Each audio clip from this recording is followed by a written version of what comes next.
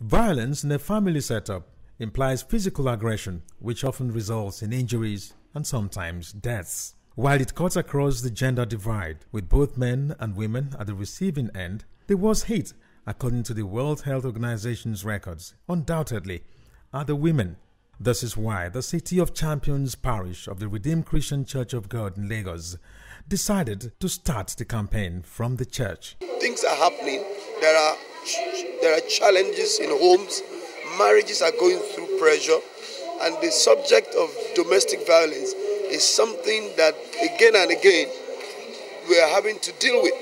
And so we believe that rather than having to be dealing with the problems after they have happened, why don't we begin to educate people and sensitize them about how to deal it, how to manage, situations in the home to prevent and avoid tension, to avoid violence. I'm into counseling, and so I understand that this happens even in Christendom. There are certain people, not everyone you see in church is actually a Christian. A church is like a hospital. You find different kinds of people there. So I'm coming into Nigeria to create awareness of domestic violence because I understand it's a global social issue.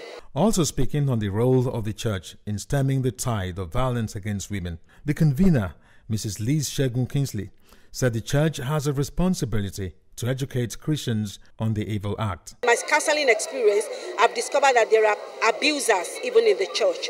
And so I think if the church would take its place, because the church is a place where destinies are formed, destinies are shaped. So if the church would take a stand in the prevention of domestic violence, I believe we are on the right path to the eradication of domestic violence. From the church, the campaign moved to the streets with the aim of expanding the awareness on the danger of domestic violence against women to a broader spectrum of the Nigerian society.